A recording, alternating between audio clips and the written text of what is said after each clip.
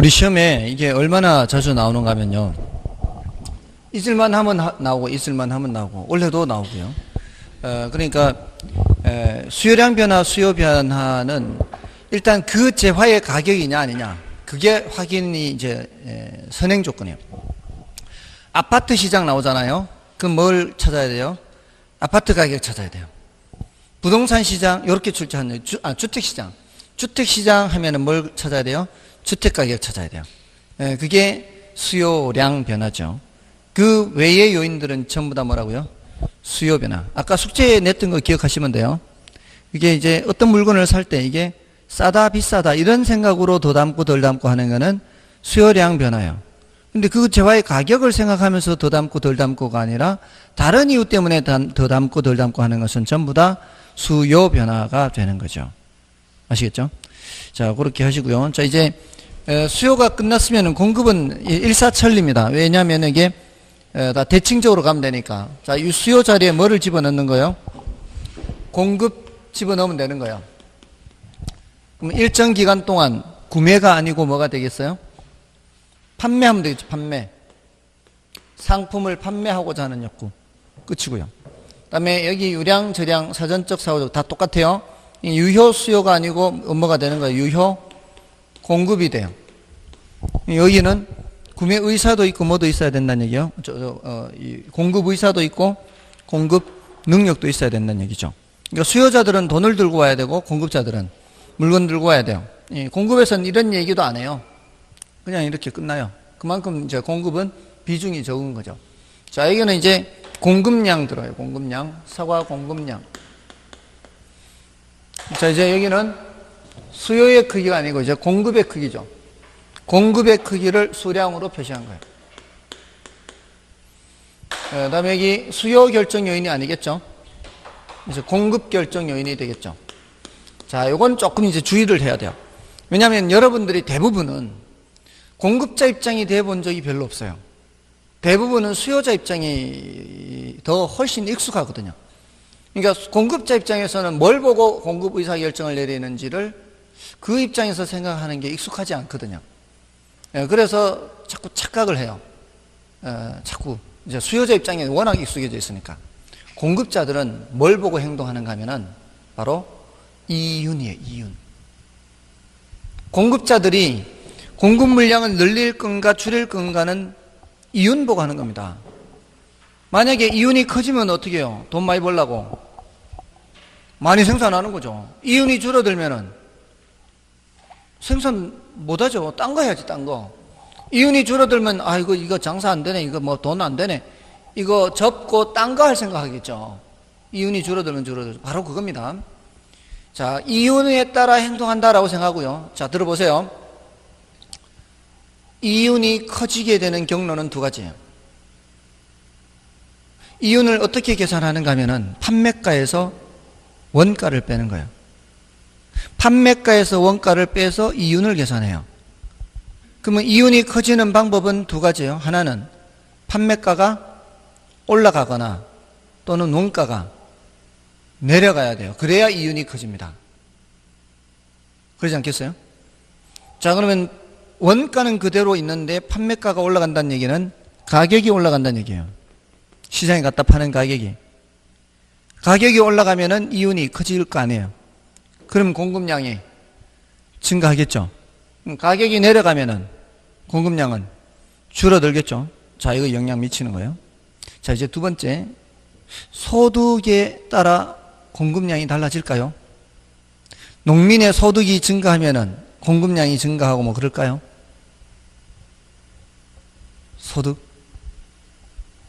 농민의 소득이 증가하면은 이윤에 영향을 미치느냐 이 말이에요. 소득 증가 감소가, 농민의 소득 증가 감소가 그 이윤에 영향을 미치냐고요. 그 이윤이라는 게 원가에 미치냐고요. 소득이 늘어나면 원가가 낮아지고 올라가고 또는 사과 가격이 올라가고 내려가고, 이거는 별 관계 없죠. 소득은 농민이 얻은 이윤의 결과로 농민의 소득이 결정되는 거지, 소득이 이윤에 영향을 미치지는 않아요. 이윤에 따라 소득이 결정되는 거지. 원인과 결과 관계, 이 요인과 이 독립변수, 종속변수 관계가 아니다 이 말이에요. 다음에 관련제 가격. 공급에서는 관련제 가격이 굉장히 중요도가 낮아요. 난이도만 높고 헷갈리기만 해요. 좋아하는 정도. 농민이 사과 좋아하면은 사과 생산 많이 할까요? 제 주변에 친척들 그 사과 농사 짓는 분들 계세요. 사과 별로 좋아하지도 않아요. 근데 사과 농사는 짓죠. 우리 식구수 늘어나면 사과 생산량 늘어날까요? 이건 별로 없어요. 자, 여기서는 기억할 게 없어요. 공급 결정 요인에서는 여기 생산 기술 수준 하고요. 생산 기술. 생산 요소 가격 이렇게 기억하시면 돼요. 물론 이제 다른 게 있긴 한데 일단 나중에 하고요. 생산 기술 수준이 향상이 되잖아요. 기술이 향상되면 원가가 낮아져요. 기술이 향상이 되면. 그럼 이윤이 커지는 거예요. 설명을 먼저 들으시면 돼요. 설명 듣고 나서 나중에 교재를 보시면 돼요. 혹시 사과 과수원에 가보셨나요? 혹시 농사 짓는 사람들이 주변에 있나요? 주말 농장에? 사과나무 키가 어떻던가요? 별로 안 크죠? 제가 어렸을 때는 사과나무 키가 굉장히 많이 컸어요. 사과나무 키가 굉장히 많이 커서 사다리가 꼭 필요했어요. 이게 접과라고 하는 이제 농사를 짓다 보면 순서가 있어요. 처음에는 이제 인공 수정을 해줘야 돼요. 벌도 갖다 놓고요. 사람 손으로 꽃을 붓으로 이렇게 해줘야 돼요. 그래서 수정이 되는 거죠. 암술 수술을. 그 다음에 여기 열매가 열리죠. 열매가 열리면은 옹기종기 여러 개가 붙어 있어요. 그 중에 작은 놈 쳐줘야 돼요. 이걸 접과라 그래요. 그래야 굵은 놈 한 놈을 기르는 거죠. 이렇게 작은 놈을 이렇게 잘라서 버리고 또 나중에 딸 때 올라가서 또 이렇게 따고 할 때마다 뭐가 필요해요? 사다리가 필요해요. 사다리. 키가 크니까. 자, 이 사다리 놓고 일하는 게 엄청 번잡스러운 일입니다. 사과나무가 이 키가 크고 가지가 길게 나와 있으니까 그 가지를 다치지 않게 해야 되니까 가지와 가지 사이에 조심스럽게 넣어야죠. 조심스럽게 넣고 올라가야 되고요. 또 뺄 때도 가지 끝까지 빼야 될 거 아니에요. 그래서 다음까지 저 나무 돌아서 저쪽 가지 집어넣어야죠. 가지 사이로, 가지 사이로. 그래야 일을 하니까. 굉장히 힘듭니다. 근데 이제는 그냥 서서 다 하는 거죠. 이렇게 사다리 없이. 키가 안 크니까, 사과나무 키가 안 크니까.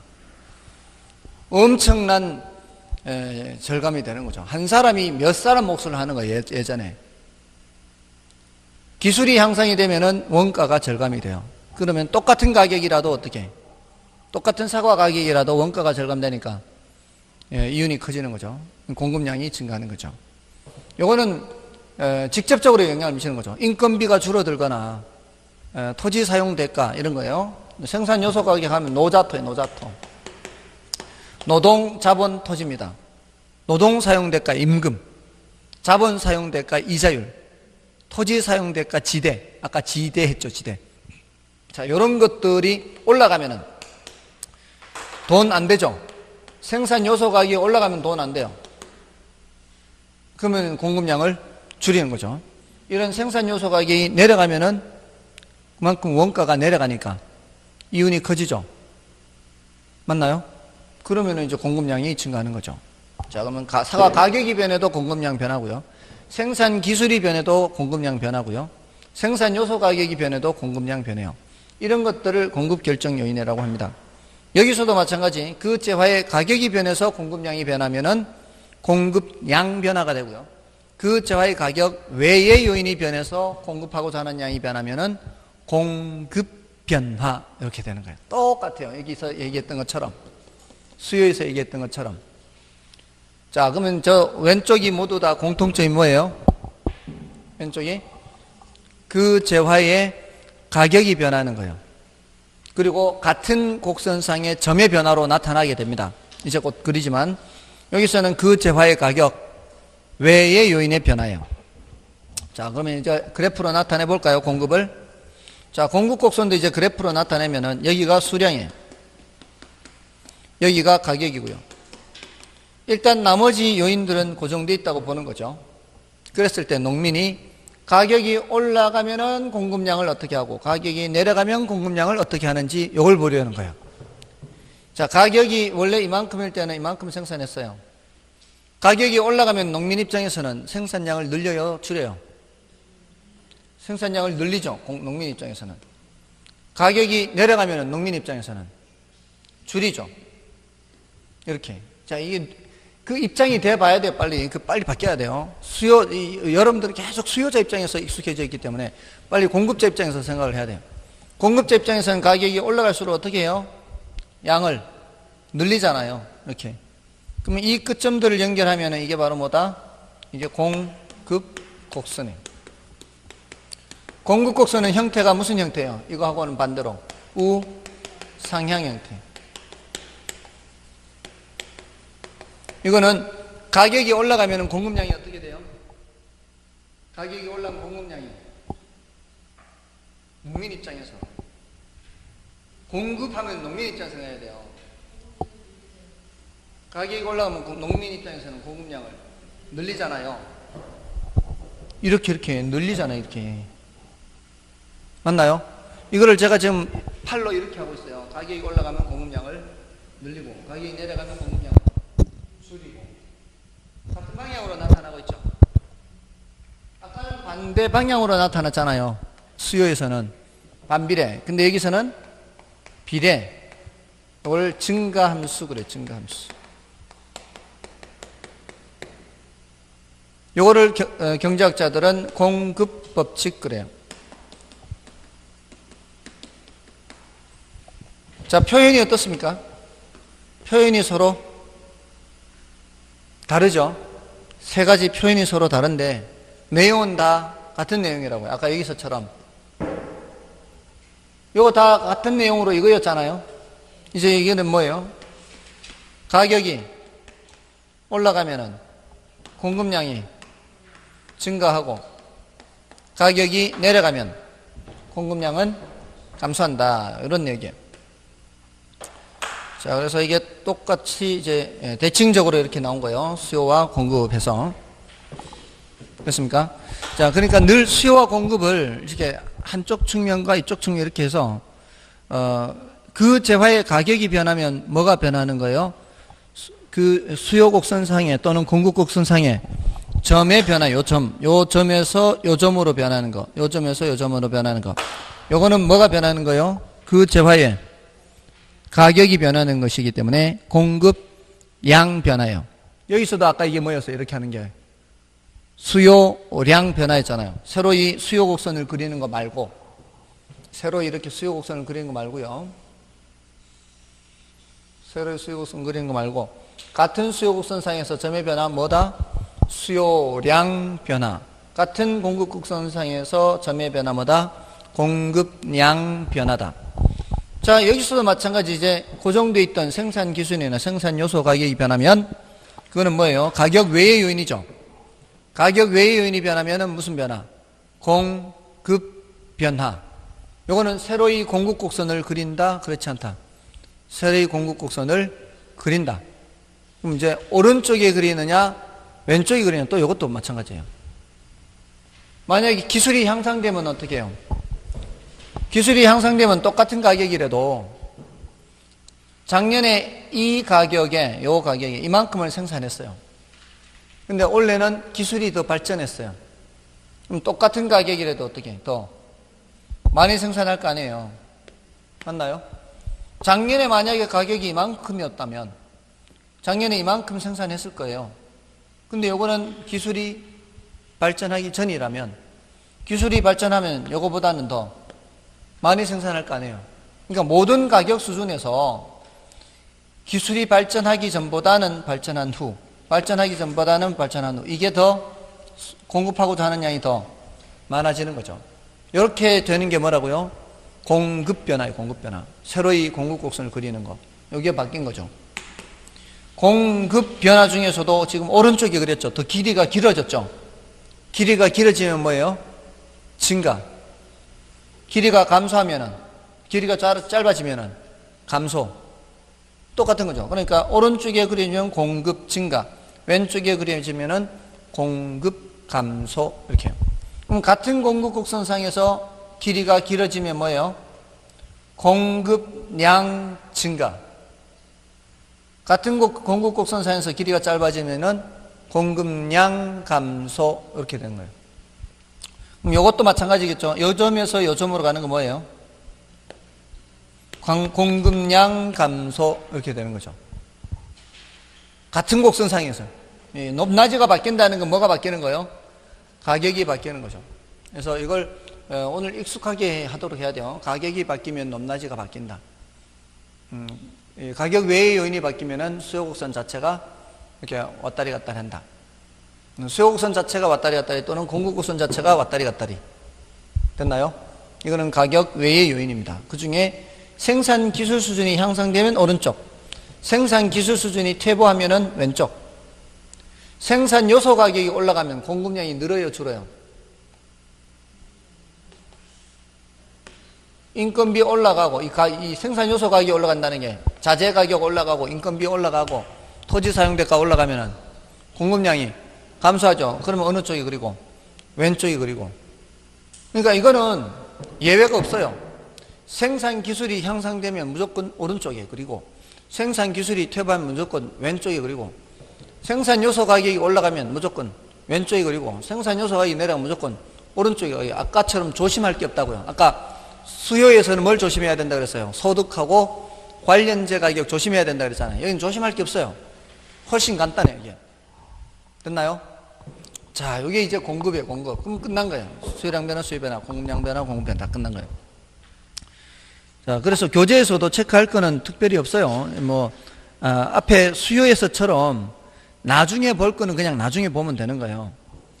그래서 72쪽에 가셔서도 그 앞에 거는 여러분이 읽어보시면 되고요. 72쪽에 그 그래프 밑에 뭐라고 돼 있어요? 개별 공급곡선과 시장 공급곡선 이렇게 돼 있죠. 이거는 나중에 해도 되니까 나중에 보세요. 그 다음에 73쪽, 자, 요거는 이제 아까 조금 전에 공급량 변화, 공급 변화 있잖아요. 73쪽. 수요에서와 똑같이 대칭적이기 때문에 여러분들이 확인하시면 되고요. 그 다음에 74쪽에 괄호 4번에 보세요. 부동산 공급 곡선 있죠. 74쪽에 괄호 4번. 부동산 공급 곡선은 나중에라고 써놓으세요. 중요도가 높지는 않고요. 나중에 해도 뭐 충분합니다. 자, 이제 그 다음에 이제 균형의 결정과 이동이에요. 76쪽에. 자, 요거는 오늘 많이 설명드리진 않아요. 이제, 앞으로 시험 칠 수 있는 그 내용들을 모두 다 설명드리는 게 아니고, 균형의 개념이 뭐다. 그리고 균형이 결정된 건 어떤 것이 결정된 거고, 이동하는 것은 어떤 거다. 이제 간단하게만 하고요, 오늘은. 나중에 조금 더 깊게 들어갈 거예요. 자, 일단 균형이란 단어는 여러분들 들어는 보셨죠? 균형이란 단어가 어떤 이제 움직임이 없이 멈춤 상태가 균형이죠. 체조할 때도 왜 체조 선수들 딱 맨 마지막에 끝나가 균형 잡잖아요. 그런 것들. 균형이라는 건 어떤 움직임이 없는 거거든요. 여기서 말할 때 이 움직임이 없다는 거는 첫째, 가격의 움직임이 없는 거예요. 가격의 움직임이.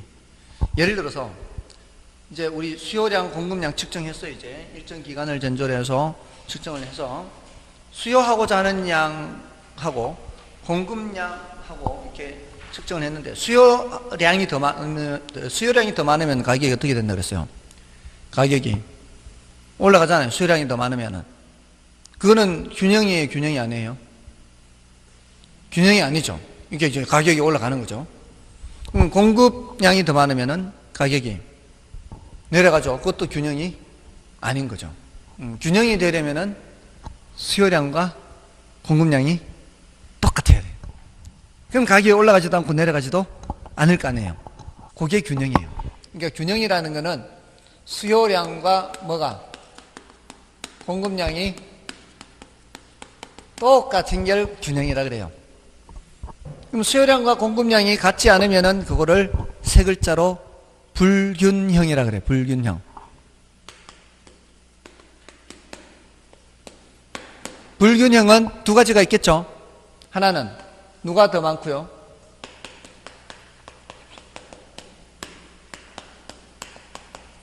하나는 공급량이 더 많은 불균형이 있고요. 하나는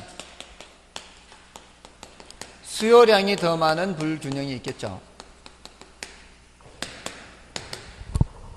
자, 공급량이 더 많은 불균형을 우리는 초과공급이라고 불러요.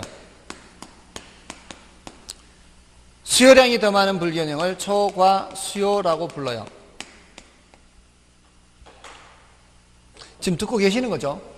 예, 쓰실 때 다 들으면서 쓰는 거 맞죠? 이 공부하는 방법에 듣는 게 먼저냐 쓰는 게 먼저냐 뭐가 문제일 것 같아요? 듣는 게 문제. 듣는 게 듣지 않고 쓰다가 설명하는 걸 놓쳐버리면 써놓은 것이 집에 가면 암호가 돼 있어요. 자기가 써놓고도 뭔 소리인지 몰라. 그죠? 듣는 게 중요합니다. 자, 아무튼 초과 공급은 뭐가 더 많은 거예요? 공급이 더 많아요. 그럼 가격이 어떻게 되겠어요? 가격이 내려가겠죠. 초과 수요면은 뭐가 더 많은 거예요? 수요가 더 많은죠.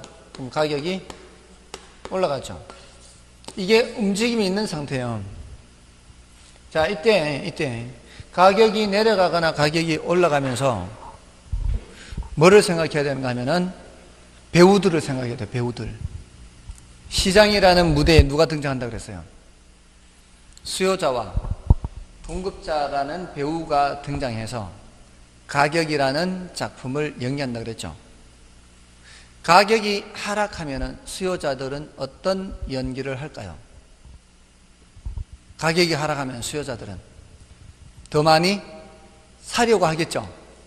무대 바깥에 대기하고 있던 수요자들 중에 일부가 무대 위로 올라오기 시작합니다. 자, 그럼 공급자들은 어떤 연기를 해요? 무대에 있던 공급자들은 빠져나가는 거죠. 지금 이 머릿속에 이걸 생각해요. 왼쪽이 무대 왼쪽이에요. 오른쪽 무대 오른쪽입니다. 무대 왼쪽이 수요량이 더 작죠. 얼마 안 되는 수요자들이에요. 무대 오른쪽에 누가 더 많아요? 공급자들이 더 많죠. 자, 머릿속에 생각하라고요. 아, 공급자들은 우글우글거리고 있어요. 수요자들은 얼마 안 돼. 가격은 어떻게? 내려가면서 무대 바깥에 있던 수요자들은 들어오는 거고요. 여기 있던 공급자들은 빠져나가는 거죠. 그럼 양쪽이 비슷해지겠죠. 양쪽이 비슷해져서 똑같아질 때까지 계속 가격은 내려가고 있는 거예요. 똑같아질 때까지. 그래서 양쪽이 똑같아지면 더 이상 가격은 내려가지 않고 멈춤. 이게 바로 균형 가격이에요. 지금 상태의 가격에서 내려가서 멈춤 상태의 가격. 멈춤 상태의 가격이 무슨 가격? 균형 가격이에요. 그때 이쪽에 있는 사람과 이쪽에 있는 사람이 똑같을 거 아니에요. 그 양을 균형량이라 그래요. 균형량. 자, 근데 이론적으로 이렇게 얘기하는데 현실에는 균형이라는 걸 찾을 수가 없어요. 현실에 수요량과 공급량이 똑같은 걸 찾을 수 있나요? 현실적으로는 수요량과 공급량이 똑같은 걸 확인을 못해요. 그러니까 현실에서는 균형이라는 말을 쓰지 않아요. 대신에 쓰는 말이 있어요. 균형이라는 말을 쓰지 않는 대신에 쓰는 말이 있다고요. 뉴스 같은 거 볼 때 어제나 오늘이나 별 차이 없을 때 쓰는 표현이 있어요. 혹시 들어보셨나요? 네. 보합. 보합이란 말 써요. 보합. 경제 뉴스 듣다 보면은 보합세라는 말 들어보셨죠? 보합세. 보합세라는 거는 어제와 비교했을 때 가격이 올라가지도 않고 내려가지도 않고 별 차이 없을 때. 균형이라고 하려면은 이론적으로 얘가 똑같아야 되잖아요. 근데 현실에서는 똑같은 걸 확인할 길이 없잖아요. 그러니까 뭐라고 대신 쓰는 거예요? 보합이라는 말을 쓰는 거예요. 약보합이라는 말은 가격이 약간 내려가면서 보합이고요. 강보합 그러면 가격이 약간 올라가면서 보합이에요. 그러니까 우리 시험에서는 보합이라는 말도 안 쓰겠죠. 시험에서는 이론적으로 얘기하는 거니까 보합이라는 말을 쓰지 않아요. 그냥 시험에서는 그냥 가격이 올라갈까요 내려갈까요 또는 균형 가격이 어떻게 될까요 이렇게 하지 보합이라는 말은 쓰지 않아요. 됐습니까? 자, 이렇게 해서 초과 공급일 때는 가격이 하락해서 균형으로 가고요. 초과 수요일 때는 반대로 가격이 올라가서 균형으로 가게 되는 겁니다. 됐습니까? 됐나요? 이걸 그래프로 나타내 볼게요. 무대 왼쪽에 수요자들이 있어요. 무대 오른쪽에 공급자들이 있습니다. 자, 어떤 가격에서 수요하고자 하는 양은 이만큼이에요. 똑같은 높이를 나타내기 위해서 그냥 연결했을 뿐이에요. 이거 안 그려도 되는 거죠. 자, 여기가 공급량이에요. 자, 여기가 공급곡선이죠. 수요곡선이죠. 요 길이가 수요량, 요 길이가 공급량이에요. 누가 더 많아요? 공급량이 더 많죠. 그럼 가격이 어떻게 해요? 내려간다고요. 가격이 내려가면은 연기자들 배우들이 연기한다 그랬죠. 가격이 내려가면은 수요자들은 들어온다 그랬잖아요. 무대 밖에 있는 수요자들이 들어오는 게 수요량 증가가 나타나고 있습니다. 수요량 변화. 지금 이쪽이에요, 이쪽. 요 왼쪽은 뭐가 변하는 거예요? 가격이 변한 거, 가격. 그러니까 수요량 증가가 나타나고 있다 이 말이에요. 그게 지금 어떻게 되고 있어요? 무대 왼쪽에 밖에 있던 수요자들이 들어오는 거예요, 지금. 그러면서 공급자들은 어떻게 해요? 공급자들은 줄죠, 이게. 공급량 감소가 나타나고 있다. 공급량 감소. 뭐 빠져나가고 있다 이 말이에요. 이게 가격 변화니까 가격 변화니까 수요량 변화, 공급량 변화. 수요량 증가, 공급량 감소. 자, 이 길이가 누가 더 길까요? 아직 공급량이 더 길죠. 그럼 더 내려오면은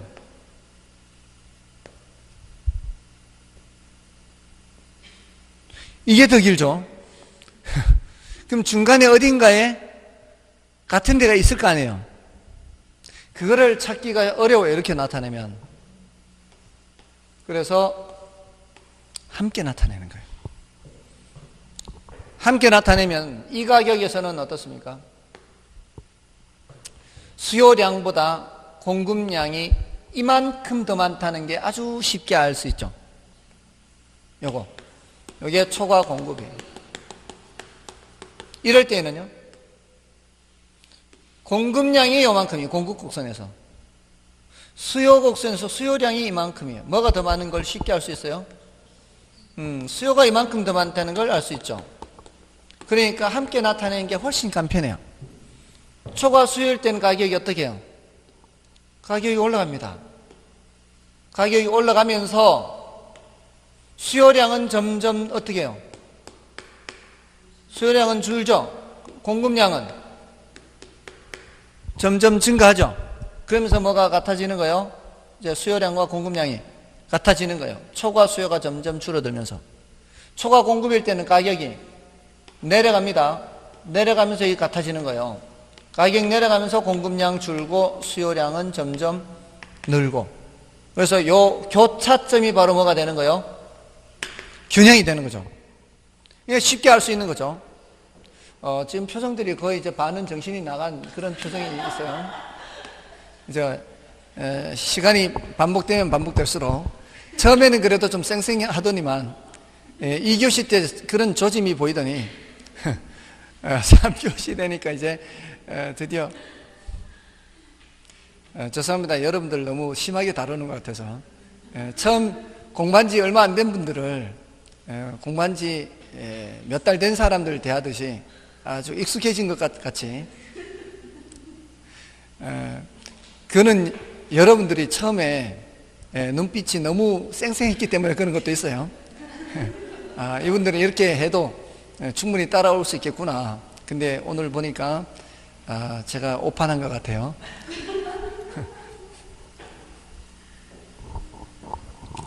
자, 네, 보겠습니다. 여기서 지금 균형 상태, 수요 곡선과 공급 곡선이 교차하는 이 상태가 뭐예요? 균형 상태, 균형 상태. 요 점을 균형점이라 그래요. 그리고 이 상태의 가격을 무슨 가격? 균형 가격 그래요. 이 상태의 거래량을 균형량 그래요. 균형량. 또는 균형 거래량 그래요. 균형 거래량. 균형량, 균형 거래량. 예를 들어서 요 주변 지역에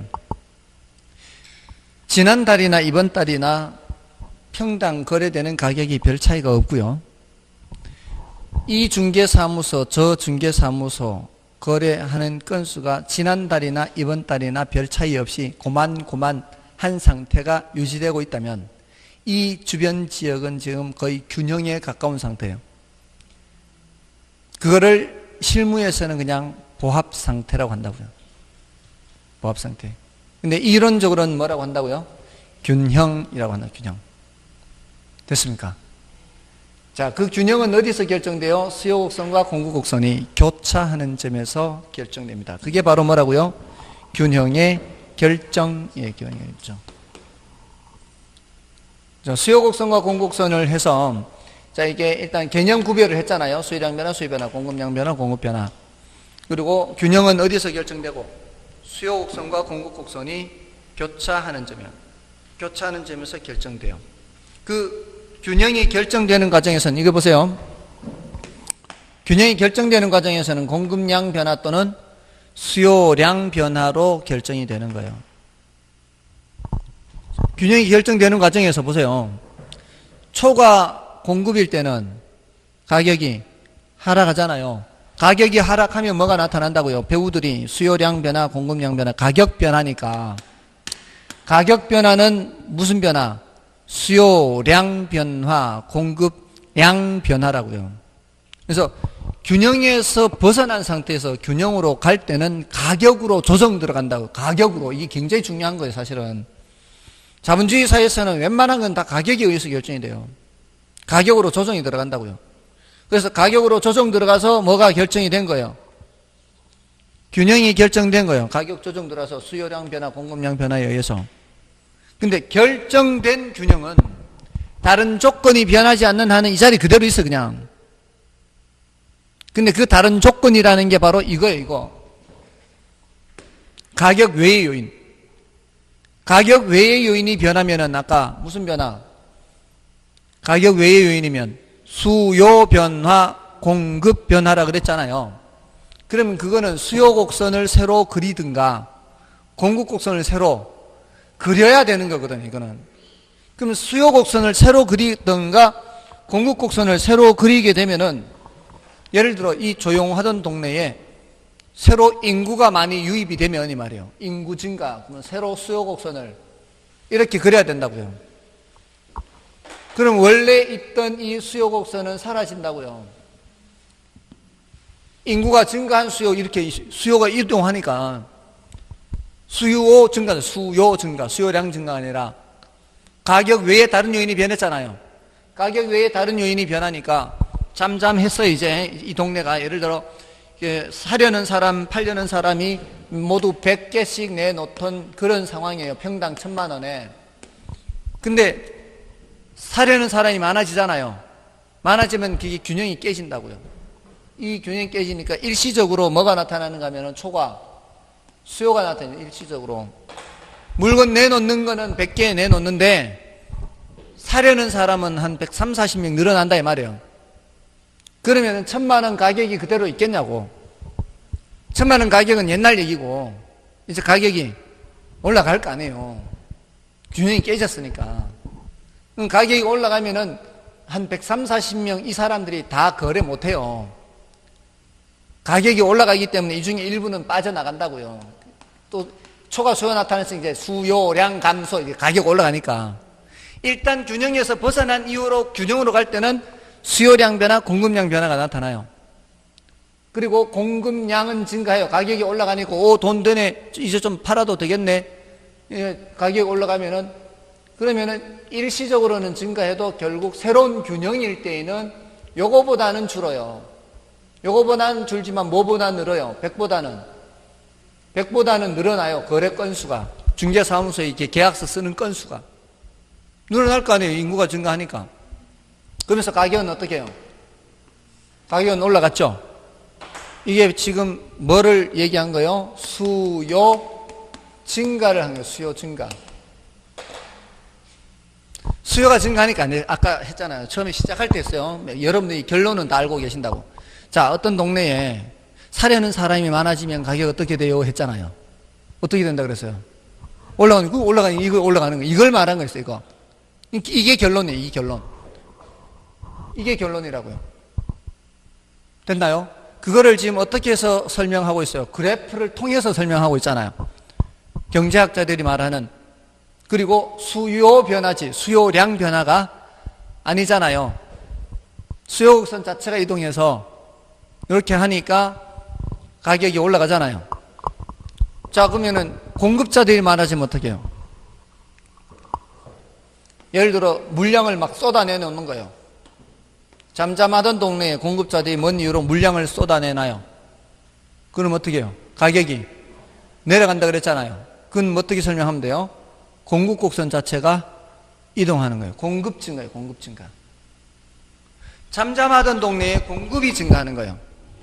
수요 공급 모두 100이었는데 공급이 막 한 130, 40 막 이렇게 늘어나는 거죠. 그럼 어떻게 되겠어요? 가격이 하락하는 거죠. 이 새로운 균형점이 이거예요. 원래 균형은 없어지는 거고 새로운 균형은 얘가 되는 거죠. 새로운 교차점이 되는 거니까. 그러니까 공급이 증가하니까 가격이 어떻게 됐어요? 하락했죠. 수요가 증가하니까 어떻게 됐어요? 공급 증가는 오른쪽에 그리는 거 아닌가요? 공급 증가는 오른쪽에 그리죠. 오른쪽에 그렸더니 가격 내려갔잖아요. 또 수요 증가 오른쪽에 그렸잖아요. 가격 올라갔잖아요. 맞나요? 자, 근데 요거 모두 네 가지 경우를 생각할 수 있잖아요. 수요 증가, 공급 증가만 있는 게 아니라 수요 감소도 있고 공급 감소도 있을 거 아니에요. 오른쪽 왼쪽. 수요 감소하면 가격이 어떻게 되겠어요? 원래보다는 가격이 내려가겠죠. 사려는 사람들이 줄어들면은. 사려는 사람이 없으면은 가격 내려가는 거 아니에요. 다음에 여기 물건 내놓는 사람이 줄어들어요. 물건이 안 나와. 물건을 구하기가 힘들어. 가격 올라가는 거죠. 맞나요? 그래서 모두 몇 가지? 네 가지. 수요 증가, 수요 감소. 공급 증가, 공급 감소. 이 모두가 이 수요 변화, 공급 변화란 말이에요. 수요 곡선 자체 이동 또는 공급 곡선 자체 이동. 이거는 가격 외의 요인이 변하는 거예요. 가격 외의 요인이 변해서 이렇게 수요 곡선이나 공급 곡선이 이동하죠. 이동하면 뭐가 이동하는 거예요? 균형도 이동하는 거예요. 여기 균형 이동이에요. 자, 균형 이동. 그 중에서 주로 가격을 많이 얘기한단 말이에요. 가격. 자, 그러면 제가 한번 질문 드려볼게요. 어떤 지역에 전세가가 올라갔대요. 이유가 뭘까요? 잠잠하던 곳에 전세가가 올라갔대요. 이유가 뭘까요? 하면은 수요 공급으로 설명해 보세요 하면은 수요가 증가했거나 공급이 감소한 거죠. 그 둘 중에 하나 외에는 있을 수가 없어요. 꼭 전세가가 아니라 해도요. 국제 유가가 떨어졌대요.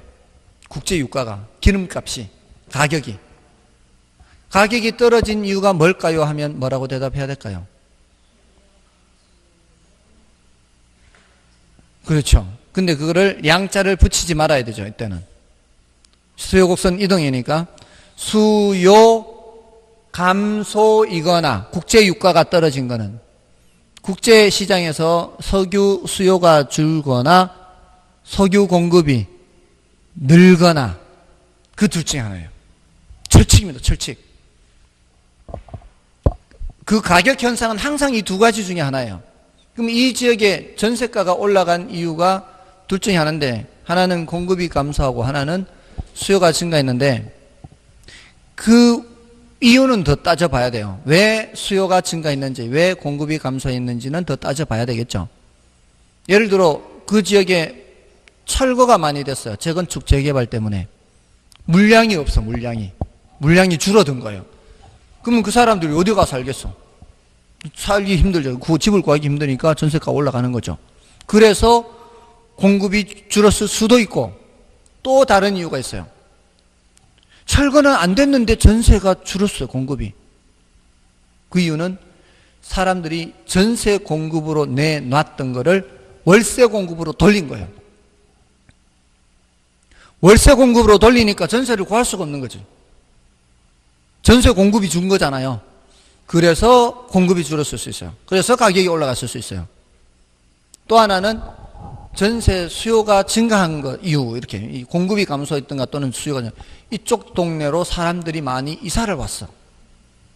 인구 자체가 증가해서 수요가 증가했을 수도 있겠죠. 전세 수요가 증가한 이후에는. 또 하나는 앞으로 집을 사면은 집값이 어떻게 될지 불투명하니까 매매 수요가 전세 수요로 바뀌어 버렸어요. 집을 사려던 사람들이 집을 안 사는 거죠. 매매 물건 나온 거 찾는 게 아니라 전세 물건 나오는 거 찾는 거죠. 그러니까 매매 수요가 전세 수요로 바뀌어서 수요가 증가했을 수도 있다는 거죠. 그거는 이제 나중에 이고, 그거는 나중에 이고. 일단은 우리 그냥 결혼 수준에서는 가격이 올라갔으면 뭐 중에 하나다. 둘 중에 하나다. 하나는 수요가 증가했거나 공급이 감소했거나, 가격이 내려갔으면 둘 중에 하나다. 수요가 감소했거나 공급이 증가했거나. 이게 바로 균형의 뭐다? 이동이다. 이동. 아시겠죠? 지금 수준에서는 이 정도만 해도 충분하다고 보면 돼요. 일단 오늘은 요거 수요량 변화, 수요 변화, 개념 변화, 개념 구분, 그 공급량 변화, 공급 변화. 왼쪽은 뭐가 변하는 거예요? 그 재화의 가격이 변하는 거고, 오른쪽은 그 재화의 가격 외의 요인 변화다. 실생활에서는 이런 말을 쓰지 않는데 이런 말 쓰는 이유가 뭐 때문이라고 그랬어요? 그래프 때문에. 그래프에서 수요량 변화나 공급량 변화는 같은 곡선상의 점의 변화로 나타나는데, 수요 변화나 공급 변화는 선의 변화로 나타나기 때문에 이렇게 구별을 하는 거다. 오른쪽으로 이동하든 왼쪽으로 이동하든 이동하는 거는, 선이 이동하는 거는 수요 변화 또는 공급 변화, 가격 이외의 요인 변화다. 오른쪽으로 이동하면 증가, 왼쪽으로 이동하면 감소. 다음에 균형이 결정되는 거는 수요량과 공급량이 똑같을 때 결정이 된다. 수요량과 공급량이 똑같지 않으면 균형이 아니다. 불균형일 때는 가격이 올라가거나 또는 내려가서 균형으로 가는데, 초과 공급인 불균형에서는 가격이 내려가서 조정이 들어가는 거고, 초과 수요인 불균형에서는 가격이 올라가서 조정 들어간다. 위가 초과 공급이에요? 아래가 초과 공급이에요? 요 균형점보다 위가 초과 공급이에요. 그러니까 가격이 내려가서 조정 들어가는 거고, 아래에서는 초과 수요이기 때문에 가격이 올라가서 조정이 들어가는 거예요. 그 조정 들어가는 과정에서 수요량 변화, 공급량 변화가 나타나는 거예요. 가격이 변하는 것이기 때문에. 가격 조정이 들어가는 거는, 결정된 균형이 이동하는 거는 뭐 때문에? 수요 변화 또는 공급 변화 때문에 이동한다. 그러니까 가격이 올라갈 수도 있고 내려갈 수도 있고, 올라가는 거 두 가지, 내려가는 거 두 가지. 자, 여기 이제 균형의 이동인데, 지금 말씀드린 게 지금 77쪽에 그 위에 있는 내용이에요. 예제 위에 있는 내용. 거기까지 한 거예요. 균형의 이동. 그러니까 균형의 결정과 균형의 이동 했는데, 넘어가시면 78쪽은 난이도가 높아요. 지금 단계에서 이거 하면은 여러분들 정신건강에 해로워요. 그러니까 요거는 나중에 해요. 지금 오늘 여기까지만 해도 여러분들 눈빛이 벌써 점점 이상해지고 있는데, 머리 아파요? 할만해요? 다시 봐야 될 것 같아요. 아무튼 일단 설명을 듣는 게 중요해요. 수업할 때. 이 교재를 보는 것은 더 어려워요. 설명할 때 설명을 먼저 들어야 돼요. 교재를 보는 건 더 어려워요. 말로, 글로 표현되어 있는 게 더 어려워요. 아무튼 요걸 구별할 수 있으면은 더 이상 걱정하지 않아도 돼요. 수요량 변화, 수요 변화, 공급량 변화, 공급 변화, 이 구별을 할 수 있으면 되는 거예요. 아시겠죠? 그러면은 더 이상 욕심을 안 내도 된다고요. 작년에 수업을 들으셨던 분 중에 11월, 12월 달에 막 한숨 푹 쉬면서 막 표정이 보여요. 막 나 어렵다. 이런 표정이 보이는 분이 계셨는데, 그 분이 어떤 분인지 제가 미리 알았으면은 걱정하지 않아도 될 거라고 미리 얘기를 해 드렸을 텐데, 나중에서 알았는데 이분은 한두 번 듣고 다 알 생각으로 온 거예요. 한두 번 듣고. 절대 이게 한두 번 들어서 알 수 있는 내용이 아니에요. 근데 나중에 이제 보니까 그분이 나중에 이제 알게 됐는데, 영어 학원을 운영하던 원장이었어요. 애들 영어도 가르치고 자기가 직접 가르치면서 원장이었어요. 그러니까 가르치는 일을 하는 사람이었단 말이에요. 지금까지. 그리고 뭐 예전에 좀 그래도 공부 좀 했겠죠. 근데 한두 번 들으면 알 거라고 생각해서 왔는데 한 번 듣고는 이게 이해가 안 되니까, 듣고 이해가 안 되니까 바로. 그러니까 막 엄청 이렇게 한숨을 쉬고 그러는 거죠. 근데 그분이 이번 시험에 전과목 80점 넘었어요. 그 어려운 공법 80점이에요. 그러니까 욕심내지 마시라고요. 지금 단계에서 제가 더 설명드리는 부분도 있어요. 근데 맨 왼쪽에 이걸 왜 써드리겠어요? 맨 왼쪽에 이걸 써드린 이유는 이 개념을 아시라는 얘기예요. 이 개념을. 이 개념 구분을 할 줄 알면 된다는 거예요. 왜 이런 개념을 구분하는지. 그래서 수요량 변화, 수요 변화, 그 재화의 가격이냐, 그 재화의 가격이 아니냐. 그 재화의 가격이 변할 때는 같은 수요 곡선상의 점의 변화로 나타난다. 그 재화의 가격 아닌 이유라면은 수요 곡선 또는 공곡선 자체를 이동시켜야 된다. 근데 오른쪽으로 이동시키느냐, 왼쪽으로 이동시키느냐, 그거는 이제 나중에 하면 되니까. 그는 그 이동은 저기 없잖아요. 그냥 변화만 알면 된다 그랬잖아요. 됐나요? 그리고 균형의 결정과 이동.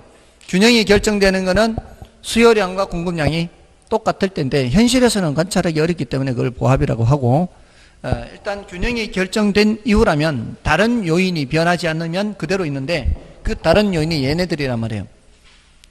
그 다른 요인이 변하게 되면은 수요 곡선이나 공급 곡선이 이동할 거 아니에요. 이 선의 이동이니까 얘네들이. 그럼 선이 이동하면은 교차점이 이동할 거 아니에요. 그게 균형의 이동이다. 근데 그게 주로 이제 가격을 많이 얘기한다. 물론 이제 균형 거래량도 얘기할 수 있어요. 균형 거래량도 얘기하는데 주로 가격을 많이 얘기하니까 가격이 올라가는 거 두 가지, 가격이 내려가는 거 두 가지, 그렇게 하는 거죠. 됐나요? 그리고 이제 탄력성은 그냥 간단하게 그냥 개념만 하고 이제 이번 순환은 지나가겠습니다. 탄력성은 요거는 이제 개념만 말로만 하고 설명하고 지나갈게요. 여러분들 어떤 충격을 줬을 때 이렇게 반응의 크기라는 게 있잖아요. 공을 튀겼을 때 공이 많이 튀어 올라오느냐 적게 튀어 올라오느냐에 따라서 탄성이 크다 적다 하잖아요. 지금 이 탄력성은 수량 변화의 크기를 보는 거예요. 수량이 많이 변하느냐 적게 변하느냐 이거 보는 개념이 탄력성이에요. 그러니까 그 탄력성은 수량 변화의 크기 정도라고 생각하시면 돼요. 이게 이런 거죠. 지금 여기 우리 수량이 바로 뭐예요? 수량이 수요량이나 공급량이에요. 수량이 이렇게 나타날 때 여기 수량 있잖아요. 수량. 이 수량이라는 게 수요 수량이거나 또는 공급 수량이 되겠죠. 자, 수요량에 영향을 미치는 게 뭐 있었어요? 가격도 있었고요. 소득도 있었고요. 관련제 가격도 있었잖아요. 이런 것들이 변할 때 얘가 얼마만큼 많이 변하느냐 적게 변하느냐 요거 보는 거예요. 또는 얘가 가격이 변할 때 많이 변하면 탄력성이 큰 거고 적게 변하면 탄력성이 작은 거예요. 예를 들어 딱 하나만 예를 들고 이제 마칠게요. 우리가 먹는 음식 있죠. 점심 한 끼 식사. 이게 10,000원 하던 게 15,000원으로 올라가요. 그러면은 수요량이 어떻게 되겠어요? 좀 줄겠죠. 뭐 도시락을 싸서 다니든 뭐 굶든 가격이 올라가면은 수량이 줄기는 줄 거 아니에요. 주는 거는 당연한 전제 조건이에요. 가격이 올라갔을 때는. 자, 액세서리 10,000원 하던 게 15,000원으로 올라갔어요. 그러면 수요량이 줄겠죠. 그러니까 가격이 올라가면은 먹는 거든 치장하는 거든 수요량은 줄어들 거라고요. 근데 어떤 게 수요량이 더 많이 줄어드느냐 적게 줄어드느냐 그 수량 변화의 크기 정도를 탄력성이라고 한다고요. 어떤 게 더 많이 줄겠어요? 점심 한 끼 식사 10,000원에서 15,000원 올라갔을 때 하고 액세서리가 10,000원에서 15,000원 올라갔을 때 하고 어떤 거를 수요량을 더 크게 줄이겠냐고요. 액세서리를 더 크게 줄이지 않겠어요? 이제는 대답하기 싫은 건지 아니면은 나는 그래도 치장은 해야 되겠다는 뜻인지, 그래도 치장은 해야 되겠다. 아무튼 보통은 액세서리를 더 많이 줄일 거 아니에요. 자, 이제 반대로 10,000원 하던 식사가 5,000원으로 하락하면은 수요량을 늘리겠죠. 도시락 안 싸다니고 사먹고 굶지 않고 사먹고 더 수요량을 늘릴 거예요. 10,000원 하던 액세서리가 5,000원으로 하락하면은 수요량을 늘리겠죠. 어떤 걸 더 많이 늘릴까요? 또 점심을 배 터지게 먹고 하는 거예요, 지금? 액세서리 많이 올릴 거 아니에요. 맞아요? 그러니까 우리가 먹는 음식은 가격 변화가 있어도 수량 변화가 적어요. 수요량이 늘어도 조금 늘고요. 수요량이 줄어도 조금 줄어요. 근데 액세서리 같은 거는 수요량이 늘어도 많이 늘고요. 줄어도 많이 준다고. 이 정도를 보는 거예요. 이 정도. 가격이 하락하면 수요량은 늘기는 느는데 많이 느느냐 조금 느느냐.